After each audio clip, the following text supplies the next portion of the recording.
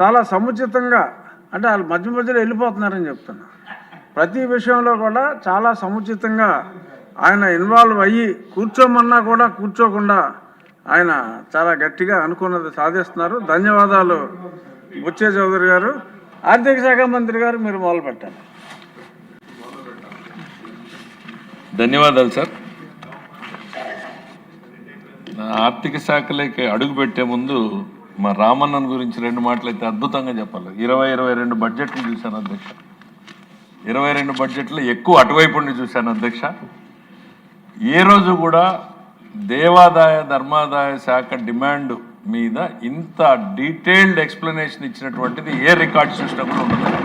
గత 20 సంవత్సరాలు కలిపిన మాట్లాడుంటారు. 2 నిమిషాలు అధ్యక్ష. అంటే this it self shows the difference in the governance అధ్యక్ష. గత ప్రభుత్వానికి ఈ ప్రభుత్వానికి తేడా ఏంటి అనేటువంటిది ఈరోజు మా రామన్న గారి మాటల్లో స్పష్టంగా సమాజానికి కూడా అర్థమైంది అధ్యక్ష. అంటే మా వైఖరి ఏంటి, మా ఆలోచన ఏంటి, మా విధానం ఏంటి అనేటువంటిది ఆయన చాలా అద్భుతంగా ఒక 2 నిమిషాల పాటు ఆధ్యాత్మిక జర్నీలోకి తీసుకెళ్లారు అధ్యక్ష. అందరినీ కూడా సనాతన ధర్మం దగ్గర నుంచి ఈ కూటమి ప్రభుత్వంలో చంద్రబాబు నాయుడు గారి నేతృత్వంలో పవన్ కళ్యాణ్ గారి టీంతో ఏ రకంగా జరుగుతుంది అనేటువంటిది చాలా బాగా చేశారు. నిజంగా వారిని మనస్ఫూర్తిగా చాలాసార్లు ఆయన ఆర్థిక మంత్రిగా ఆయన రిప్లైలు చూశాను, మిగిలిన రిప్లైలు చూశాను. కానీ ఈరోజు బహుశా ఆ పెద్దరికం వలన వచ్చినటువంటిది, ఆ శాఖ వలన వచ్చినటువంటిది అనుకుంటా అధ్యక్ష. స్పష్టమైనటువంటి తేడాన్ని నేను గమనించి హృదయపూర్వకంగా వారిని ధన్యవాదాలు తెలియజేసుకున్నాను. నాకన్నా పెద్దవాడు అధ్యక్ష. డబ్బుల్లో అసలు నన్ను ఇబ్బంది పెట్టినటువంటి వ్యక్తి ఎవరైనా ఉన్నారంటే మా రామన్ ఒక్కడే. ఆర్థిక పరంగా నన్ను ఇబ్బందులు పెట్టినటువంటి వ్యక్తి ఎవరైనా ఉన్నారంటే మా రామనారాయణ గారే. ఎఫెక్టివ్ ఇంప్లిమెంటేషన్, ఎఫెక్టివ్ యూటిలైజేషన్ ఎట్లా చేస్తుంది ప్రభుత్వం అనడానికి చాలా స్పష్టంగా చెప్పారు అధ్యక్ష. మాది ఎక్కువ టైం లేదు, తీసుకోము అధ్యక్ష. ఎందుకంటే ఆల్రెడీ సభ్యులు తమరు కండిషన్ పెట్టకపోయినా సభ్యులు కండిషన్ పెట్టారు అధ్యక్ష, ఎంత క్లుప్తంగా ముగించాలని. అధ్యక్ష, ఇవాళ ప్రధానమైనటువంటి 5 డిమాండ్ల మీద సభ అనుమతిని కోరడం జరుగుతోంది అధ్యక్ష. శాసనసభకు సంబంధించినటువంటి లెజిస్లేటివ్ అఫైర్స్ గురించి, council of ministers, governor and council of మినిస్టర్స్కి సంబంధించినటువంటిది, జిఏడికి సంబంధించినటువంటిది, ఆర్థిక శాఖకు సంబంధించినటువంటిది, ఫైనాన్స్కి సంబంధించినటువంటిది అధ్యక్ష. బడ్జెట్ ప్రసంగంలో కావచ్చు, బడ్జెట్ తర్వాత రిప్లైలో కావచ్చు, సుదీర్ఘమైనటువంటి చర్చ జరగడం మూలాన ఎక్కువ మంది సభ్యులు దీంట్లో పార్టిసిపేట్ చేయలేదని అనుకుంటున్నాను అధ్యక్ష. ఎక్కువ ఇవాళ అంతా కూడా టోటల్ మా రోడ్స్ అండ్ బిల్డింగ్స్ మీదనే డిమాండ్స్ డిస్కషన్ ఎక్కువ జరిగింది అధ్యక్ష. అధ్యక్ష, అయితే ప్రధానంగా 2 మాటలు at the cost of repetition మళ్ళీ చెప్పదలుచుకున్నది ఏంటంటే అధ్యక్ష, లెగసీగా వచ్చినటువంటి 9,74,556 కోట్ల రూపాయల లయబిలిటీస్ నుంచి ప్రభుత్వాన్ని గాడిన పెడుతూ వస్తున్నాం. అప్పులని సరిదిద్దుకుంటూ 12.5% వడ్డీ దగ్గర నుంచి 9.1% దించాం. ఇంకా 9 కన్నా కిందకు దించాలనేటువంటి ప్రయత్నంలో ఉన్నాం. మరి అందులో భాగంగా ఇప్పటికి 24,811 కోట్ల లయబిలిటీస్ని తీర్చాం. మరో 37,000 కోట్లకు సంబంధించినటువంటి వర్క్స్ బిల్స్ని చెల్లించి పనులని వేగవంతం చేసే దిశగా ముందుకు తీసుకెళ్తా ఉన్నాం. గ్రామ లేకపోతే మున్సిపాలిటీలకి ఇవ్వాల్సినటువంటి ఆర్థిక సహాయం ఏదైతే వస్తూ ఉందో 15th ఫైనాన్స్ కమిషన్ ఆపేస్తే అవన్నింటినీ కూడా వాళ్ళ టైంలో జరిగినటువంటి వాళ్ళ ప్రజాప్రతినిధులు ఉన్నటువంటి వాటిని నిలిపేస్తే ఈరోజు గ్రామాల్ని పట్టణాలని మనం సపోర్ట్ చేయడానికి మేము రిలీజ్ చేయడం జరిగింది అధ్యక్ష. అట్లానే కేంద్రానికి సంబంధించి సిఎస్ఎస్ స్కీమ్స్ ఏవైతే ఉన్నాయో 85 స్కీమ్స్ని దాదాపు 18,700 కోట్ల రూపాయలని మనం చెల్లించి ఇవాళ మొత్తం అన్నింటినీ కూడా రన్నింగ్లోకి తీసుకురావడం జరిగింది అధ్యక్ష. మరి అట్లనే శాసకి కింద గతం కన్నా కూడా మించి స్పెండ్ చేసేకి ఇంకొక 1 మంత్ ఉంది అధ్యక్ష. ఈ నెలలో కూడా ఇంకా అదనంగా కేంద్రం నుంచి సహాయం పొందేందుకు ట్రై చేస్తూ ఉన్నామనేటువంటి తెలియజేసుకుంటూ, మరి అట్లనే ఉద్యోగస్తులకు ఉన్నటువంటి అనేక బకాయిల్ని, డిఏడిఆర్ బకాయిల్ని, వీటన్నింటినీ కూడా చెల్లించడం జరిగింది అనేటువంటి తెలియజేసుకుంటున్నాం అధ్యక్ష. ఇవాళ ప్రధానంగా ఆర్థిక శాఖ తరఫున చేపడుతున్నటువంటి ఎక్స్పెండిచర్కి ఏదైతే ఉందో అధ్యక్ష, ప్రధానంగా ఇందులో ఇంట్రెస్ట్ పేమెంట్స్ ఉన్నాయి అధ్యక్ష, pension payments, other retirement benefits కోసం ఎక్కువ ఈ సొమ్ము వెచ్చించబడుతుంది అనేటువంటి చెప్తా ఉన్నాం అధ్యక్ష.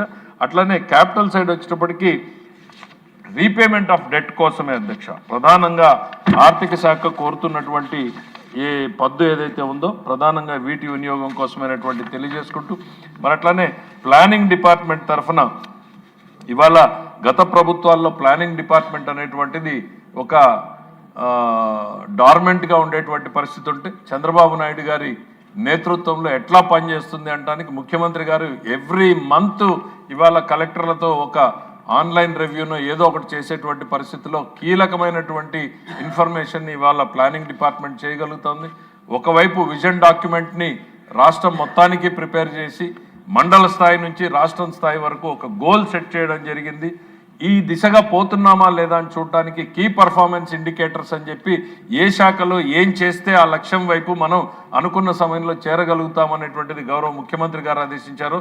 అవన్నింటినీ కూడా నిర్ధారించి కీ పర్ఫార్మెన్స్ ఇండికేటర్ని ఎప్పటికప్పుడు మెజర్ చేసి నివేదిక చేసి గౌరవ ముఖ్యమంత్రి గారికి ఇవ్వడం జరుగుతోంది. అట్లనే ఎకనామిక్ రీజనల్ ప్లాన్స్ అంటే మనకి విశాఖ ఎకనామిక్ జోన్ ఒకటి, Amaravati economic zone, Tirupati economic జోన్కు సంబంధించి 3 ప్రాంతాలని మనం ఏ రకంగా సమగ్రంగా అభివృద్ధి చేయాలి అనేటువంటిది ఒక డీటెయిల్డ్ రిపోర్ట్ని మనం తయారు చేయడం మనం కాదు అధ్యక్ష, విశాఖ ఎకనామిక్ జోన్ని నీతి ఆయోగ్తో కలిపి చేశాం. ఇవాళ దాన్ని మనం బెనిఫిట్ తీసుకోవడానికి ఈ బడ్జెట్లో ఏదైతే కేంద్రం ప్రతిపాదించిందో సిటీ ఎకనామిక్ రీజన్స్ అని వాటిని ఈరోజు మనం ముందుండడం మూలన ఆ బెనిఫిట్ తీసుకోవడానికి we are the only state in the country who are ready to get this opportunity అనేటువంటి గర్వంగా చెప్పగలుగుతున్నాం అధ్యక్ష. ఇక మిగిలిన ప్రాంతాలకు కూడా అదే రకంగా రిపోర్ట్లు చేయడం జరుగుతుంది అనేటువంటిది ప్లానింగ్ తరఫున తెలియజేస్తూ కమర్షియల్ ట్యాక్స్ గురించి అధ్యక్ష దీని గురించి బ్రీఫ్గా మనం చూసాం అధ్యక్ష. ఎన్డీఏ గవర్నమెంటు గతంలో ప్రవేశపెట్టింది ఎన్డీఏ గవర్నమెంటే, ఇవాళ మళ్ళీ రిఫార్మ్స్ తీసుకొచ్చి జిఎస్టీ రిఫార్మ్స్ పేరుతో సామాన్యుడు వాడేటువంటి వస్తువులన్నింటి మీద ధరలు తగ్గించారు. దాని మీద గౌరవ ప్రధానమంత్రి గారు కర్నూలుకు రావడం, పెద్ద సభని చేయడం కూడా మనం ప్రతి పల్లెకి ఇంటింటికి కూడా దాని బెనిఫిట్స్ ఏ రకంగా పోతున్నాయి అనేటువంటి దాంట్లో శాసనసభ్యులు అందరూ కూడా చురుకైన పాత్ర పోషించారు అధ్యక్ష. ఎందుకంటే రైతులకు ఏ రకంగా ఉంది, సామాన్య కుటుంబానికి ఏ రకంగా ఉంది, వ్యాపారస్తులకు ఏ రకమైనటువంటి బెనిఫిట్ ఉంది అనేటువంటిది 4 వారాలుగా చేసినటువంటి ప్రోగ్రాంలో గౌరవ మన హెచ్ఆర్ మినిస్టర్ గారు ఒక యాక్షన్ ప్లాన్ రెడీ చేయడం జరిగింది అధ్యక్ష. బాగా ఇన్వాల్వ్ అయ్యారు అధ్యక్ష. అంటే ఒక పొలిటికల్ క్యాంపెయిన్ ఎట్లా తీసుకోవాలి అనేటువంటి దాని మీద మనం చేసిన బెనిఫిట్ కిందకి వెళ్ళాలి అనేటువంటిది వారు ఒక 4 వీక్స్ డిజైన్ చేస్తే వాటిని ఎఫెక్టివ్గా దాదాపు క్షేత్రస్థాయిలో ఉన్నటువంటి పార్టీ క్యాడర్ కావచ్చు లేకపోతే ఇటు శాసనసభ్యులు కావచ్చు ఇంప్లిమెంట్ చేయడం జరిగింది అధ్యక్ష. ఇన్ని రిఫార్మ్స్ చేసి మనం ఒకవైపు స్టేట్కి సామాన్యుడికి భారాన్ని తగ్గించినా కూడా రాష్ట్ర ఆదాయం కూడా తగ్గలేదు అధ్యక్ష. తగ్గకపోగా మనకి post reforms all India wide 5.7% growth ఉంటే అధ్యక్ష, ఆంధ్రప్రదేశ్ 6.2% ఉంది అధ్యక్ష. నిజంగా రిఫార్మ్స్ తర్వాత ఇది ఒక పెద్ద అచీవ్మెంట్ అధ్యక్ష. మనం we are able to do it because ప్రతి రూపాయిని కూడా సంపాదించుకునేటువంటి ప్రయత్నం చేస్తున్నాం అధ్యక్ష. ఎక్కడా కూడా నెగ్లిజెన్స్ అనేటువంటిది లేదు అనేటువంటిది ఈ సందర్భంగా తెలియజేస్తున్నాం అధ్యక్ష. ఎందుకనంటే జిఎస్టీ మనం ఇతర రాష్ట్రాలతో కంపేర్ చేసుకోలేము అధ్యక్ష. ఎందుకనంటే మనది మోస్ట్లీ అగ్రేరియన్ స్టేట్ అధ్యక్ష. మిగిలినవన్నీ కూడా హై కన్జంప్షన్ ఉన్నటువంటి హైదరాబాద్ కావచ్చు లేకపోతే బెంగళూరు కావచ్చు సిటీ బేస్డ్ ఎకానమీస్ ఉన్నటువంటి వాటితో మనం ఇవాళ కంపేర్ చేసుకోలేకపోయినా కూడా సౌత్ ఇండియాలో మనం నంబర్ 2లో ఉన్నాం అధ్యక్ష. కర్ణాటక నంబర్ 1లోకి వచ్చింది అధ్యక్ష because of the difference in the consumption pattern అంతే అధ్యక్ష. మన ఇనిషియేటివ్స్ వరకు మాత్రం చాలా ఎఫెక్టివ్గా ఇందాక సభ్యులు కూన రవికుమార్ గారు కూడా మాట్లాడుతూ అనేక విషయాలు చెప్పారు. చాలా చోట్ల ఆయన కమర్షియల్ ట్యాక్స్కి సంబంధించినటువంటి వెబ్సైట్ గురించి ఆ వెబ్సైట్లో సమాచారాన్ని చెప్పారు అని అంటే మా వెబ్సైట్ ఎంత ఎఫెక్టివ్గా ఉంది అనేటువంటిది సభ్యులందరూ కూడా అర్థం చేసుకోవాలి. అంటే మేము గుర్తించాం, మేము గమనించాం, దాన్ని చాలా ట్రాన్స్పరెంట్గా పెడుతున్నాం. గత పాలనలో లాగా మేము ఏది కూడా దాచడం లేదు, అన్నీ ఓపెన్గా పెట్టాం. ఆ ఓపెన్గా పెట్టిన దాంట్లో కూడా అధ్యక్ష చాలా డీటెయిల్డ్గా గౌరవ ముఖ్యమంత్రి గారు ఏదైతే కోరుకుంటున్నారో దాన్ని ఎవ్రీ డే ఇంప్రూవ్ చేస్తూ ఉన్నాం అధ్యక్ష. అంటే టోటల్గా ఎంత కలెక్టబుల్స్ ఉన్నాయో కూడా తెలియనటువంటి పరిస్థితుల్లో నుంచి ఇవాళ ప్రభుత్వానికి రావాల్సింది ఎంత, రావాల్సిన వాటిల్లో కోర్టుల్లో ఉన్నటువంటివి ఎంత, కోర్టు బయట ఉన్నటువంటివి ఎంత, లేక ఆ బిజినెస్ ఓనర్ ఉన్నాడా లేడా, కొన్ని దగ్గర బోర్డు తిప్పేసినటువంటివి ఉంటాయి. ఇవి కేటగిరీస్ చాలా డీటెయిల్డ్గా చేసుకుని లీగల్ టీమ్ని పెట్టుకుని సపరేట్ ఎఫర్ట్ పెడుతున్నాం అధ్యక్ష. కలెక్టబుల్స్ నేను చెప్పగలుగుతున్నాను అధ్యక్ష, ఇవాళ we have set up a role model for the country అధ్యక్ష. 2 minutes. Role model for the country అధ్యక్ష. Government of India is asking many టీమ్స్ని పంపించి మనం చేస్తున్నటువంటి విధానాలని కూడా స్టడీ చేస్తూ ఉంది. అయితే అధ్యక్ష, there is a thin line between collecting effectively and harassment. Harassment కాకూడదు, కానీ ఎఫెక్టివ్గా కలెక్ట్ చేయాలి. ఇది చాలా రేజర్ థిన్ డిఫరెన్స్ ఉంటుంది అధ్యక్ష.